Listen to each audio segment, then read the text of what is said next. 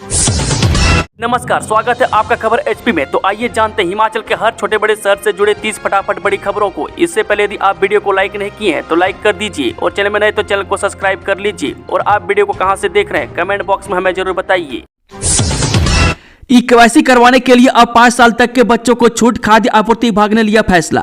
अब हिमाचल प्रदेश में 5 साल आयु से कम उपभोक्ताओं और बच्चों को खाद्य आपूर्ति विभाग की ओर से ई-केवाईसी करवाने के लिए छूट दी जा रही है। हिमाचल में ई-केवाईसी करवाने का काम अब जोरों से चल रहा है। वहीं प्रदेश के अब उपभोक्ताओं को 5 से कम बच्चों को ई-केवाईसी करने में समस्या का सामना करना पड़ रहा है। वहीं ई-केवाईसी करने के लिए आधार कार्ड का अपडेट होना जरूरी है। वहीं 5 साल तक बच्चों के आधार कार्ड अपडेट न होने के चलते कुछ उपभोक्ताओं की ई-केवाईसी नहीं हो पा रही है। इसके चलते विभाग ने अब उपभोक्ता को बच्चों की ई-केवाईसी न होने पर छूट देना शुरू कर दी है। हिमाचल में जल्द शुरू होगी आर्थिक जनगणना, मुख्य सचिव ने बुलाई बैठक। हिमाचल प्रदेश में जल्दी आर्थिक जनगणना शुरू होगी। 10 साल बाद होने वाली गणना में लोगों की आर्थिक स्थिति से संबंधित आंकड़े एकत्र किए जाएंगे। मुख्य सचिव प्रबोध सक्सेना की अध्यक्षता में इसके लिए राज्य स्तरीय समन्वय समिति की बैठक आज होने जा रही है। इसमें 8वीं आर्थिक जनगणना की तैयारियों से संबंधित बैठक का आयोजन किया जाएगा। मुख्य सचिव ने इस बैठक में सभी संबंधित विभागों के अधिकारियों को बुलाया है। 10 साल बाद होने वाली इस जनगणना में लोगों की आर्थिक स्थिति कैसी है यह जाना जाएगा। बता दें कि इसमें परिवारों की आर्थिक स्थिति की जानकारी ली जाएगी। वह परिवार की जानकारी भरते समय इसमें 22 कॉलम रहेंगे। इस जनगणना में अलग अलग समूह में 52 श्रेणियां तैयार की गई है। वह दुकान, फैक्ट्री और सड़क किनारे ठेले लगाने वाले भी इस गणना में शामिल होंगे। मैं इसमें खेती बागवानी करने वालों से लेकर निजी कंपनी में नौकरी करने वालों का डेटा तैयार किया जाएगा। मैं आर्थिक जनगणना देश भर में की जा रही है। इस पर हिमाचल प्रदेश में भी काम शुरू हो चुका है। मैं आज बैठक में इसके लिए अगली कार्य योजना तैयार की जाएगी। 1423 पदों की भर्ती पर जल्द निर्णय लेगी सरकार। आयु सीमा में 2 साल की मांगी गई है छूट। हिमाचल प्रदेश में भंग हो चुके कर्मचारी चयन आयोग के दौरान जारी 80 पोस्ट कोड में 1423 पदों की भर्तियों पर प्रदेश सरकार जल्द निर्णय लेगी। इस पर संशय बना हुआ है कि इन पदों के लिए आवेदन पहले कर चुके अभ्यर्थियों को ही मौका मिलेगा या नए युवाओं को भी आवेदन करने का अवसर दिया जाएगा। मैं कुछ दिन पूर्व ही हिमाचल प्रदेश राज्य चयन आयोग ने इस संबंध में विस्तृत रिपोर्ट तैयार कर प्रदेश सरकार को भेजी है। अब सरकार को यह तय करना है कि इन पोस्ट कोड में भर्तियों के लिए नए सिरे से विज्ञापन जारी किया जाएगा या वर्तमान स्थिति को ध्यान में रखते हुए भर्ती प्रक्रिया को आगे बढ़ाया जाएगा। मनाली में विंटर कार्निवल का आगाज, नहीं पहुंच पाई सीएम, विधायक गौड़ ने दिखाई हरी झंडी। पर्यटन नगरी मनाली में 5 दिन तक चलने वाले राष्ट्रीय स्तरीय विंटर कार्निवल का सोमवार को शानदार आगाज हुआ।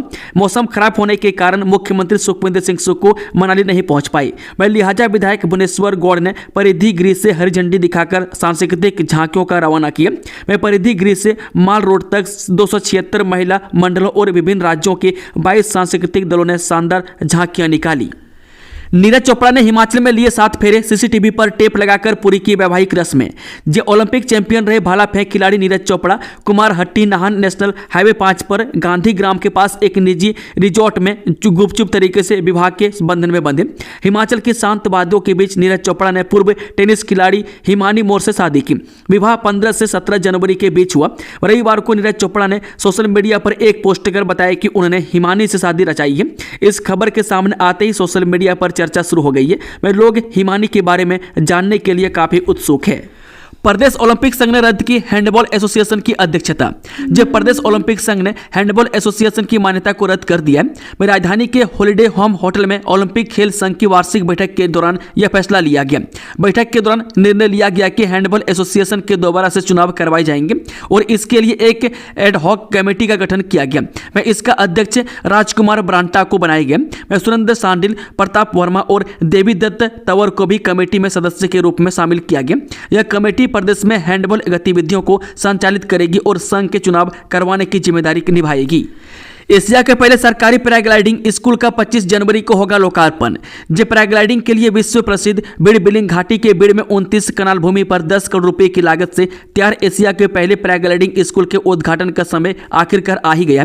वर्ष 2015 में खेल मंत्रालय के स्वीकृति बजट से तैयार यह स्कूल पिछले 4 वर्षों से शुरुआत होने की राह देख रहा है। 25 जनवरी को पूर्ण राज्यत्व दिवस पर मुख्यमंत्री सुखविंदर सिंह सुक्खू इस स्कूल का शुभारंभ करेंगे। प्रदेश में आए दिन इस साहसिक खेल के नियमों की अनदेखी के चलते दुर्घटनाएं घटित हो रही है और इस स्कूल की शुरुआत से निश्चित तौर पर इन दुर्घटनाओं पर अंकुश लगेगा। यह स्कूल से प्रशिक्षित पैराग्लाइडर पायलट को खेल मंत्रालय की ओर से प्रमाण पत्र जारी होगा। मैं इस साहसिक खेल की अधिकांश दुर्घटनाओं के पीछे नियमों की अनदेखी या फिर पायलट की नासमझी का ही हाथ रहा है। किसान बोले वेतन आयोग के लिए पैसा, एमएसपी के लिए क्यों नहीं है पैसा। जब केंद्र सरकार की ओर से केंद्रीय कर्मचारियों के लिए 8वें वेतन आयोग का गठन करने के फैसले पर हिमाचल के किसान बागवानों ने सवाल खड़े किए। मैं किसानों का कहना है कि केंद्र सरकार के पास वेतन आयोग के लिए पैसा है, लेकिन किसानों को एमएसपी देने के लिए सरकार की जेब खाली है। वह केंद्र सरकार की दोहरी नीति से किसान संगठन असंतुष्ट है।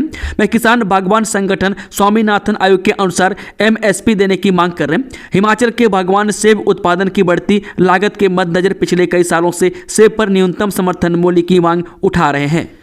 हिमाचल में अवैध खनन रोकने के लिए गठित होंगे उड़न दस्ते, सीमावर्ती जिलों में दिन रात होगी निगरानी। हिमाचल में अवैध खनन रोकने के लिए उद्योग विभाग उड़न दस्तों का गठन करेगी। में अवैध खनन करने वालों पर कार्रवाई के लिए फ्लाइंग स्क्वाड को गाड़ियां उपलब्ध करवाई जाएंगी। में प्रदेश के सीमावर्ती जिलों में फ्लाइंग स्क्वाड दिन रात निगरानी करेंगे। में अवैध खनन को रोकने के लिए सहायक खनन अधिकारियों की भी तैनाती की जा रही है। उद्योग विभाग के खनन विंग के अधिकारियों के अलावा होमगार्ड के जवान फ्लाइंग स्क्वाड में शामिल होंगे। वह सरकार ने जिला उपायुक्त और पुलिस अधीक्षकों को भी अवैध खनन में लिप्त लोगों के खिलाफ कड़ी कार्रवाई करने के निर्देश दिए। वह खनन विभाग को हर जिले में अवैध खनन रोकने के लिए निगरानी बढ़ाने, विशेषकर सीमांत जिलों में अवैध खनन गतिविधियों पर लगाम लगाने के लिए विशेष तौर पर ध्यान केंद्रित करने के लिए कहा गया है। वह खनन विभाग के अधिकारियों को विधानसभा क्षेत्रवार जेसीबी मशीनों और उनके ऑपरेटरों की संख्या का ब्यौरा जुटाने के लिए भी निर्देश दिए गए हैं। राशन डिपो से 3 माह से तेल गायब, महंगे दामों पर बाजार से खरीदना पड़ रहा है सरसों रिफाइंड तेल। जब प्रदेश के राशन डिपो में पिछले करीब 3 माह से सरसों और रिफाइंड का तेल नहीं मिल रहा है। वह प्रदेश के राशन डिपो में सरसों और रिफाइंड तेल न मिलने से लोगों को महंगे दामों पर बाजार से तेल खरीदना पड़ रहा है। वह तेल के दामों पर सहमति न बनने के कारण प्रदेश के राशन डिपो में सरसों और रिफाइंड तेल की सप्लाई प्रभावित हो रही है। मैं अब खाद्य आपूर्ति निगम ने फिर से तेल कंपनियों से निविदाएं आमंत्रित की है, जिसमें 6 तेल कंपनियों ने टेंडर के लिए आवेदन किया है। वह प्रदेश के राशन डिपो में मिलने वाले सरसों और रिफाइंड तेल के टेंडर के लिए 6 अलग अलग कंपनियों ने आवेदन किए।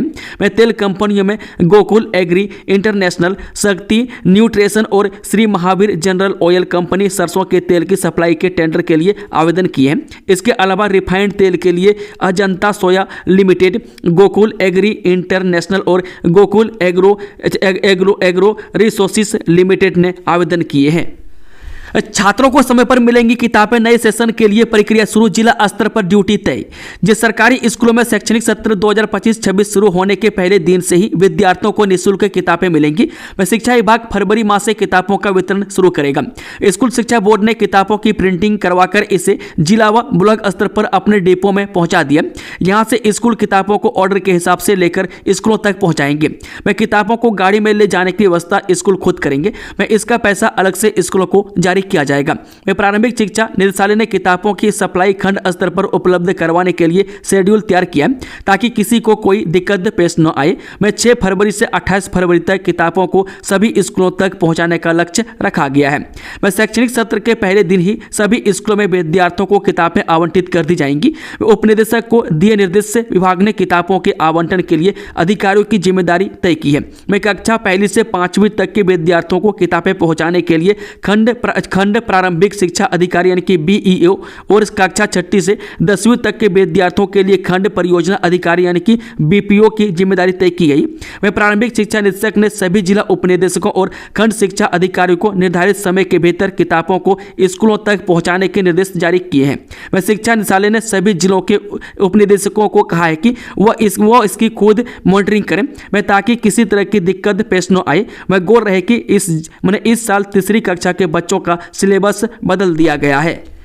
गगल हवाई अड्डे पर बदला उड़ानों का शेड्यूल, इस वजह से किया गया बदलाव। जब दिल्ली में गणतंत्र दिवस की तैयारियों और मौसम को देखते हुए गगल हवाई अड्डे पर आने वाली उड़ानों की समय सारणी में बदलाव किया गया। दिल्ली में गणतंत्र दिवस के चलते सुबह अधिक एयर ट्रैफिक होने के चलते कंपनियों ने यह बदलाव किया है। इसके चलते कुछ उड़ानें सुबह जल्दी आ रही है तो कुछ करीब 1 घंटा लेट हो रही है। करीब 2 सप्ताह से गगल हवाई अड्डे पर दोपहर 12:40 पर आने वाली स्पाइस जेट का विमान अब सुबह 8 बजे पहुंच रहे हैं, जबकि गगल से सुबह 8:50 पर वापस जा रहे हैं। इंडिगो की विमान सेवाओं में भी थोड़ा बदलाव किया गया है।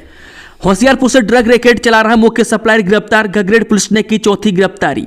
चिट्टा तस्करी के एक मामले में गगरेट पुलिस ने पंजाब के होशियारपुर शहर में बैठकर ड्रग रैकेट चला रहे मुख्य सप्लायर को गिरफ्तार किया है। चिट्टा तस्करी के मामले में गगरेट पुलिस की ओर से की गई यह चौथी गिरफ्तारी है। बता दें कि चिट्टा तस्करी के मुख्य सप्लायर को बिलासपुर के घुमारवी से गिरफ्तार किए गए। आरोपी ने पहली नवंबर से लेकर 5 नवंबर तक करीब 1.5 लाख रुपए की ऑनलाइन ट्रांजैक्शन की थी। गगरेट पुलिस अब मुख्य सप्लायर को न्यायालय में पेश कर इसका पुलिस रिमांड हासिल करने का प्रयास कर रही है। गगरेट पुलिस ने 5 नवंबर को मंडी व बिलासपुर जिले के 2 युवकों को 30 ग्राम चिट्टे के साथ गिरफ्तार किया था। नेता प्रतिपक्ष बोले, इंजेक्शन को लेकर झूठ बोलने वाले अधिकारियों पर कार्रवाई करे सीएम सुक्खू।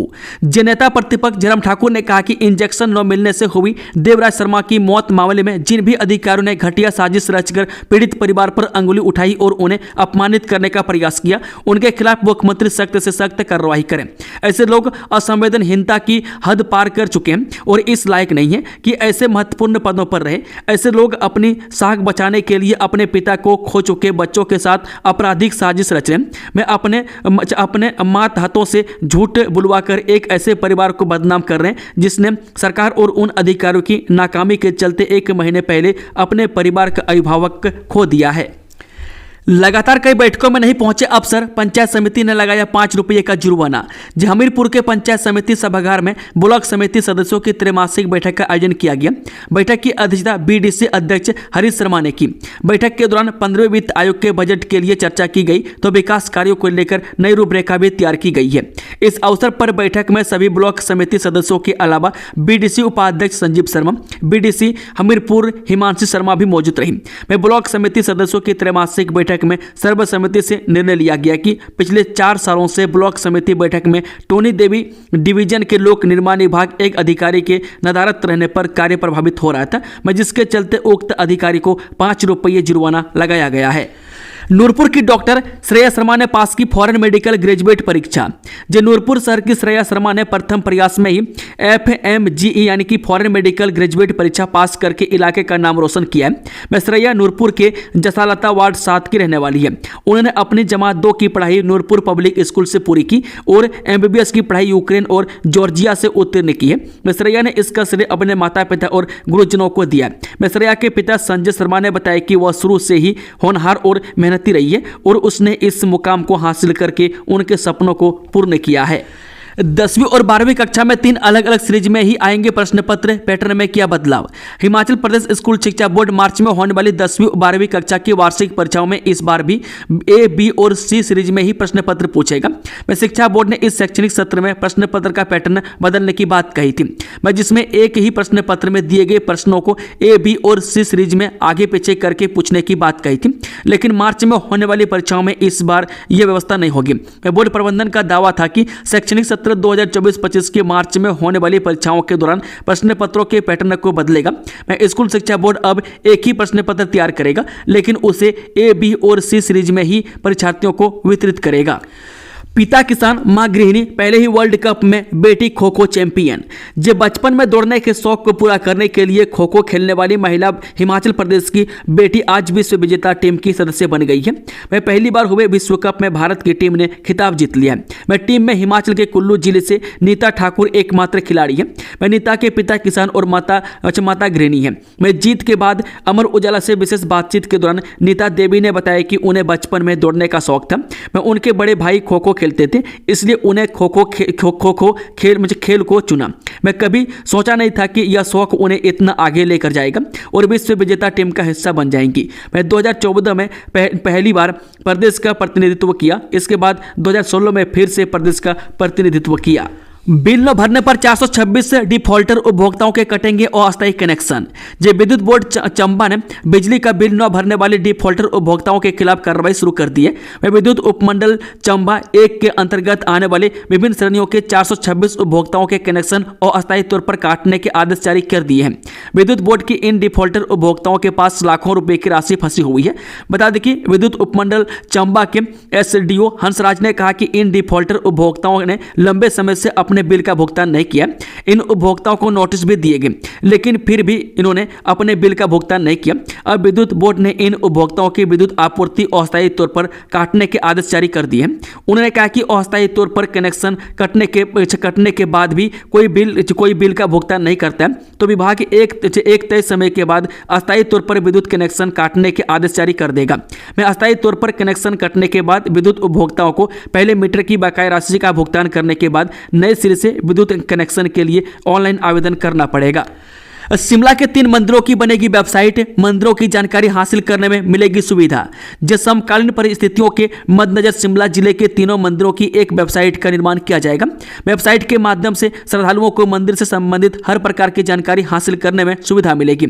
यह बात डीसी शिमला अनुपम कश्यप ने सोमवार को शिमला जिले के मंदिरों की वेबसाइट निर्माण के संबंध में आयोजित बैठक में कही। उन्होंने कहा कि ऑनलाइन माध्यम से ही श्रद्धालुओं को वास्तविक दर्शन करने की सुविधा, भंडारा स्लॉट बुकिंग की सुविधा में चंदा, लाइव आरती दर्शन, सराय बुकिंग आदि जैसी सुविधाएं भी उपलब्ध होंगी। पंजाब ने हिमाचल को बर्बाद करने में पूरी ताकत लगा रखी है, हम उनके मंसूबे कायम नहीं होने देंगे। हिमाचल प्रदेश में युवाओं में बढ़ रहे नशे की चलन को लेकर धर्मपुर विधानसभा क्षेत्र से कांग्रेस विधायक चंद्रशेखर ने बड़ा बयान दिया है। उन्होंने हिमाचल में फैल रहे नशे के काले कारोबार के लिए पड़ोसी राज्य पंजाब को सीधे सीधे जिम्मेदार ठहराया है। उन्होंने कहा कि हिमाचल के युवाओं को नशे की गर्त में ले जाने के लिए पड़ोसी राज्य पंजाब की कई ताकतों का हाथ है। यह ताकतें नहीं चाहती है कि हिमाचल प्रदेश के युवा आगे बढ़े। मंडी जिला के धर्मपुर विधानसभा क्षेत्र से कांग्रेस विधायक चंद्रशेखर ठाकुर ने नशे के काले कारोबार को लेकर पंजाब पर गंभीर आरोप लगाए। विधायक चंद्रशेखर ने कहा कि दशकों से हिमाचल के युवाओं को नशे के गर्त तक पहुंचाने में सीधे तौर पर पड़ोसी राज्य पंजाब की कई ताकतों की भूमिका रही है। वे पंजाब ने अपनी पूरी ताकत हिमाचल प्रदेश को बर्बाद करने में लगा रखी है। हिमाचल के बारे में जो डिजाइन उनका है, हम उनके मंसूबों को कामयाब नहीं होने देंगे। केंद्रीय योजनाओं का उद्घाटन कर सीएम सुक्खू कर रहे लोगों को गुमराह, दम है तो बताएं धर्मशाला को कौन सा प्रोजेक्ट दिया। हिमाचल प्रदेश के धर्मशाला विधानसभा क्षेत्र से बीजेपी विधायक सुधीर शर्मा ने सुक्खू सरकार पर एक बार फिर से करारा प्रहार किया। उन्होंने सीएम सुखविंदर सिंह सुक्खू पर केंद्रीय योजनाओं का उद्घाटन और शिलान्यास कर लोगों को गुमराह करने का आरोप लगाया। वह साथ ही सुक्खू सरकार को चुनौती दी है। विधायक सुधीर शर्मा ने कहा, झूठी गारंटियों से लोगों को ठगने वाले सीएम सुक्खू कांगड़ा के प्रवास के दौरान भी लोगों को ठगने में जुटे। वह केंद्र के पैसे से बनने वाले प्रोजेक्टों का उद्घाटन और शिलान्यास कर वाहवाही लूटने वाले सीएम लोगों को यह बताया कि प्रदेश सरकार का कौन सा प्रोजेक्ट है जिसका उन्होंने उद्घाटन और शिलान्यास किया है। सिरमौर के नामी शिक्षण संस्थान के मालिक पर महिला कर्मी ने लगाए गंभीर आरोप, केस दर्ज। हिमाचल प्रदेश के जिला सिरमौर के नामी शिक्षण संस्थान के मालिक पर संस्थान में ही तैनात एक महिला कर्मी ने गंभीर आरोप लगाते हुए पुलिस में शिकायत दर्ज करवाई है। इस पर पुलिस ने संस्थान के मालिक को जांच में शामिल होने के लिए नोटिस जारी किया है, जो अब तक जांच में शामिल नहीं हुआ है। ऐसा न करने की सूरत में जल्द आरोपी की गिरफ्तारी भी संभव है। मामला जिला मुख्यालय नाहन से जुड़ा हुआ है। दिल्ली विधानसभा चुनाव में सीएम सुक्खू संभालेंगे प्रचार का जिम्मा, स्टार प्रचारकों की सूची में हिमाचल के एकमात्र नेता शामिल। जब कांग्रेस से हाईकमान ने मुख्यमंत्री सुखविंदर सिंह सुक्खू को दिल्ली विधानसभा चुनाव के लिए स्टार प्रचारक बनाया। हिमाचल से सीएम एकमात्र ऐसा नेता है जिनको दिल्ली में कांग्रेस का प्रचार करने के लिए स्टार प्रचारकों की सूची में स्थान मिला है। वह फिलहाल मुख्यमंत्री निचले हिमाचल में शीतकालीन प्रवास पर है, जहां उनका 25 जनवरी तक का पहले से ही कार्यक्रम तय है। वह सीएम सुक्खू 26 जनवरी को शिमला लौटेंगे। इसके बाद वे कभी भी चुनाव प्रचार के लिए दिल्ली जा सकते हैं। बता दें कि दिल्ली विधानसभा के लिए 5 फरवरी को मतदान होना है। इसके बाद 8 फरवरी को चुनाव का परिणाम घोषित होंगे। दिल्ली में विधानसभा चुनाव के लिए कांग्रेस ने स्टार प्रचारकों की सूची जारी की है।